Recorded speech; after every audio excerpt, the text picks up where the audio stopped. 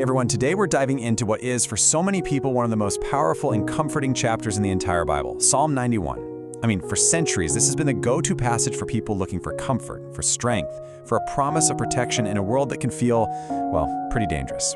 So let's unpack it together and see what makes this psalm so special. So let me ask you something. Think back for a minute. When you were a kid, did you have a secret hiding place? You know, maybe it was a treehouse, or that little cozy corner in the attic, or just a special spot out in the woods. It was that one place you could run to where you felt totally safe, right? Totally secure. We all have that deep human need for a place of refuge. Well, that's exactly where Psalm 91 comes in. It takes that universal desire we all have and points us to a spiritual reality. It talks about a secret place, a shelter that isn't built with wood or stone, but one that's found in the very presence of God Himself. And the best part? It's a shelter that's available to anyone who chooses to trust in Him. All right, so let's get into it. What exactly is this incredible psalm?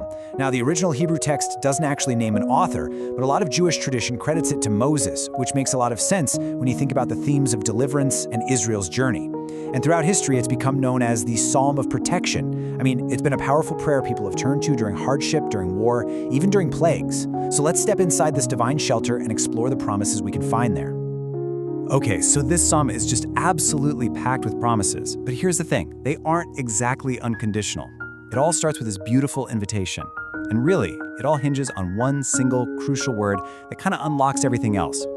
So the very first verse says, "He who dwells in the shelter of the Most High will rest in the shadow of the Almighty." And that word dwells, that's the key.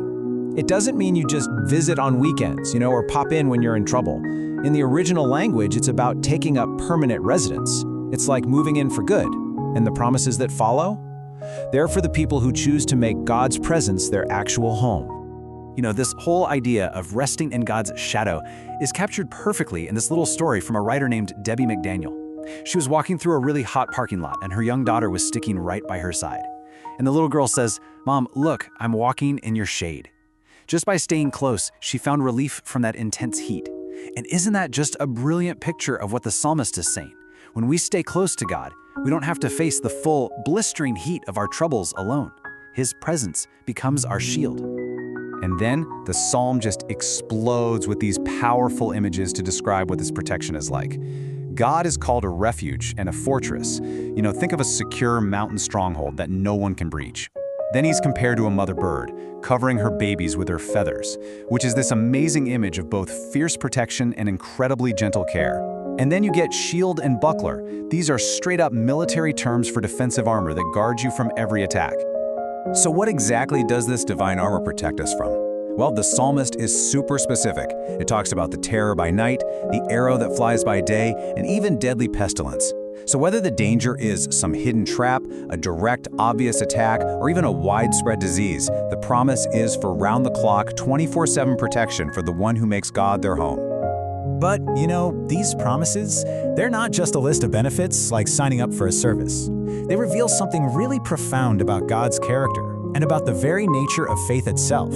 And this is where we need to be a little careful, because this particular psalm has famously been both used and, misused.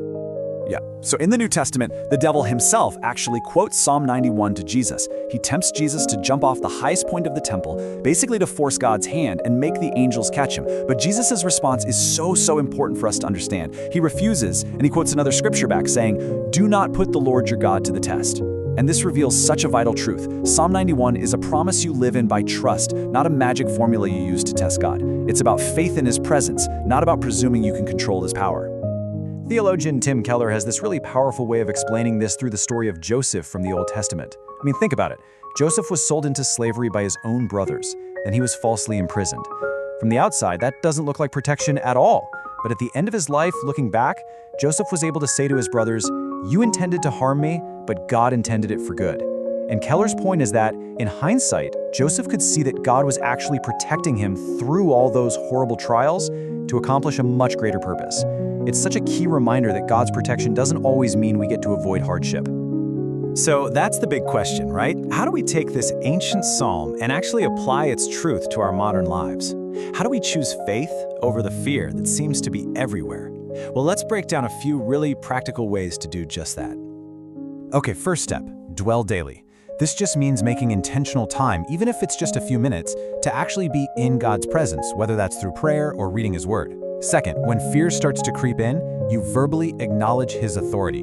You actually say it out loud, reminding yourself that nothing is happening that's outside of His control. And third, trust His character, not your circumstances. I mean, our circumstances change constantly, right? But God's faithfulness, the very thing described in this psalm, that never changes. And look, this isn't just some nice theory. People find deep, real-world comfort in these words every single day. Take a woman named Kelsey, who shared this online. She wrote that cancer was affecting both her husband's and her side of the family. And in the middle of that devastation, she said she's thankful they can rest in His shadow. She finds strength, not because the hardship is gone, but because of the promise of God's presence right there in it. Or think about Tracy, who said she was feeling attacked and just totally overwhelmed by her coworkers. And in that moment of distress, she felt God put this specific scripture in her heart. For her, it became a refuge from all that conflict and hostility, a powerful reminder that she was not alone in that struggle. Now, as we get to the end of the psalm, something amazing happens. The voice actually shifts.